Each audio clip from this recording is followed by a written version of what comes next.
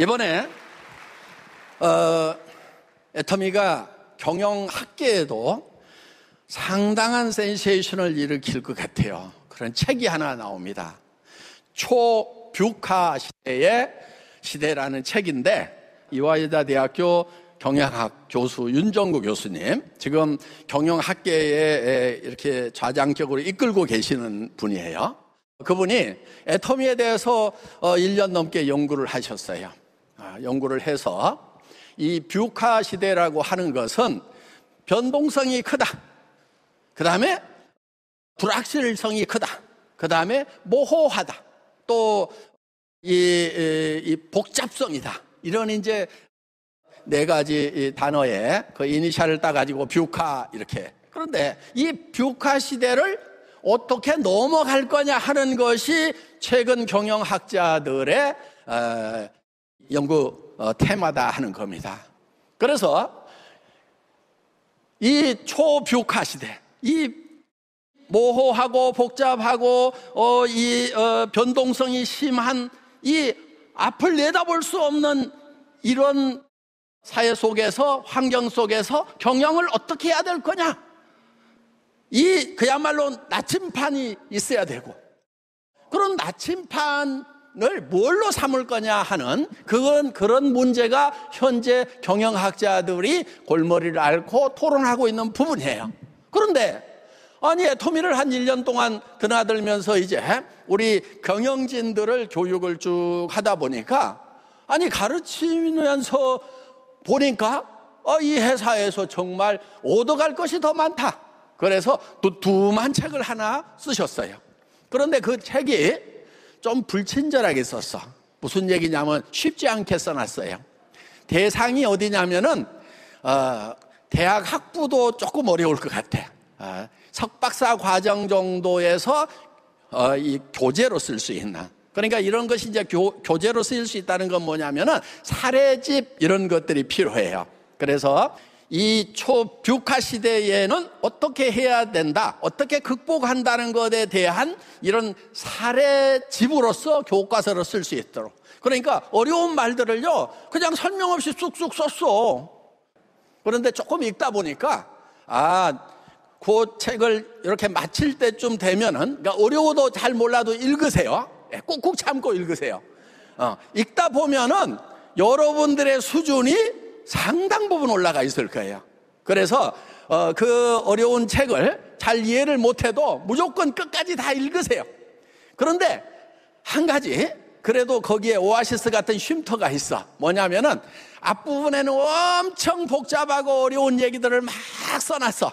왜냐하면은 지금 사회 현상이 매우 복잡하고 변동성이 심하고 모호하고 어떤 결정을 내리기가 어려운 것이 현 사회다 보니까, 그거를 설명하다 보니까 내용 자체도 굉장히 복잡하고 모호하고 뭔 말인지를 잘 몰라. 그런데 여러분들은 그 다음에 이런 현상이 있는데 이런 현상을 설명해주는 사례가 있다 하고 애터미 얘기가 쫙 나와. 그러면은 여러분들은 애터미 얘기는 너무 쉽잖아요. 왜? 우리가 실제로 해왔던 거기 때문에. 그래서 어려운 얘기를 막 읽다가 뭔 말인지 잘 모르겠어. 다 읽었는데도. 그런데 애터미 얘기가 딱 나오면 앞에 말이 요거 설명하는 거였어. 그러면서 다 이해가 가버려. 그래서 이 책이 아마 이제 경영학계에 어떤 새로운 모델을 제시하는, 그래서 마지막 이제 에필로그 있죠. 마지막 거기에다가 윤정구 교수님이 뭐라고 써놨냐면은 경영의 어떤 유전을 받아가지고 또 적당히 이렇게 경영을 하고 있는 이 소위 뭐 대기업이라고 하는 그런 경영자들에게는 이 애터미가 아픈 가시가 될 거다, 이런 얘기를 딱 거기다 써놨어요. 그러니까 굉장히 자극을 주는데 가시처럼 찌르게 되는.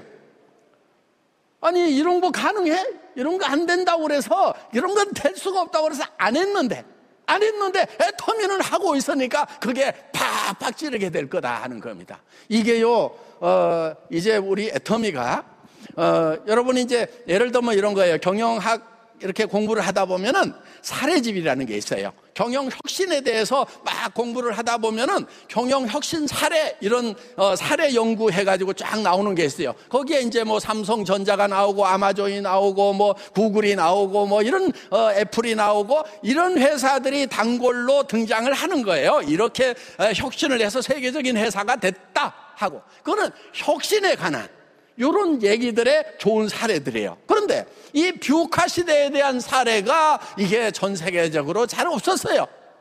그런데 애터미가 이거를 탁 하고 있는 거예요. 거기에 예를 들면 이런 거예요. 영혼을 소중히 여긴다 하는 부분들. 그때 제가 이제 10여 년 전에 애터미 창업할 때, 그때는 뭐가 핵심 키워드였냐면 혼이 핵심 키워드였어요. 혼을 불어넣어야 된다. 그런 얘기들 옛날에 좀 들어보셨죠? 경영에 혼을 불어넣어야 된다. 일에다가 혼을 불어넣어야 된다. 신바람, 혼신의 힘을 다해라. 이런 얘기들이, 그래서 신바람 경영 막 이런 얘기들이 나올 때 저는 그 다음을 넘어서는 것이 영혼을 소중히 여긴다. 근데 그때 영이라는 말을 쓰니까요, 일본, 중국 막 이쪽에서 무슨 홀령, 혼백 그래가지고 뭐 헷갈린다 막, 그래서 막, 왜냐면 경영 쪽에서는 막 안 들어봤던 말들이거든요.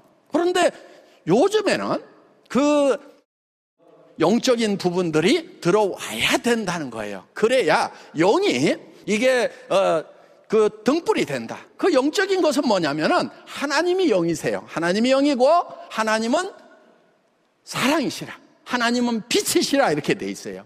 그렇기 때문에 성경을 보는 저는 그거를 발견하는 것이 어렵지 않았어요. 그런데 요즘 경영학이 이제 혼미한 상태로 빠지고 복잡한 상태로 빠지고 막 변동성이 심해지고 모호해지고 안개 속에 갇히니까 뭐가 필요하냐면은 이게 등불이 필요한 거예요. 빛이 필요한 거예요. 그 빛을 향해서 가야 되는데 빛이 안 보인다, 캄캄하다, 나 어디로 가야 되는지 모르겠다고 지금 경영학이 그렇게 헤매고 있다가 애텀이라는 등불이, 영의 불빛이 쫙 비춰주니까, 그게 뭐냐면은 그 영의 불빛이 사랑이라고 그랬잖아요. 사랑과 영과 하나님은 하나인 거예요.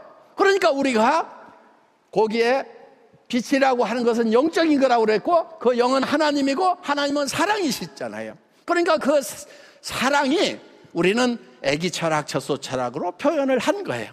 그래서 사람은 어떠한 경우에도 수단이 되면 안 된다. 사람은 하나님의 형상을 따라서 창조된 주어로만 존재이기 때문에 어떤 경우도 수단이 되면 안 된다. 그래서 이 목장주가 젖소를 잘 돌보는 것은 우유를 생산하기 위한 목적이 있다 이거예요. 그러니까 젖소는 수단이고 우유가 목적인 거예요. 그런데 애기 엄마가 애기를 잘 돌보는 것은 애기로부터 뭔가를 얻기 위한 것이 아니고 애기 자체가 목적이다. 그건 사랑의 대상이다, 영의 대상이다 하는 거예요. 저는 이런 것들을 경영에다가 쉽게 풀어서 대비를 해놨는데, 적용을 해놨는데, 이거를 이제 경영학자들이 발견을 하고 깜짝 놀래가지고 지금 경영학계에 센세이션을 일으킬 수 있는 그런 조서라고 기대를 하고, 북21, 옛날 21세기 북스 경영학 책을 제일 많이 찍는 곳이에요. 거기서 지금 달라들어서 대대적인 광고를 하면서 이거를 지금 경영학계 센세이션을 한번 일으켜보겠다, 이렇게 나오는 거예요. 그리고 이제 영어로, 중국어로 바로 번역 작업에 들어가서 전 세계 국회 도서관과 이제 각 경영대학에 이제 우리가 배포를 하게 될 거다 하는 겁니다. 그래서 이제 어떻게 보면은 이 많은 사람들이 허접하게 봤던 이 다단계 산업이 정말 이 경영학계를 이끌고 가는 그런 이제 경지에까지 이르렀다. 그래서 애터미는 항상 차원 초월을 얘기해왔고, 그래서 정말 일반적인 범인들이 가는 그 길을 넘어서서 이 울트라 슈퍼가 가는 차원을 초월하는 그거를 내쳤던, 그래서 애터미는 창업 당시에 1등주의, 글로벌 1등, 전 세계에서 1등을 해야 된다. 1등이 제일 쉽다. 그러면서 동네에서 구멍가게 하는 거고 하고 슈퍼마켓 하는 거하고 큰 백화점 하는 거하고 누가 제일 고생하면서 경영하냐고 했을 때 우리는 쉽게 이 구멍가게 할머니가 제일 고생하면서 돈을 벌고 있다 하는 거예요. 제일 적으니까, 제일 못하니까 쉬운 것이 아니고 제일 적고 제일 못하는 것이 가장 힘든 거다. 그러니까 크게 나가야 된다. 여러분들 목표를 임페리얼로 잡아야 돼요. 임페리얼로.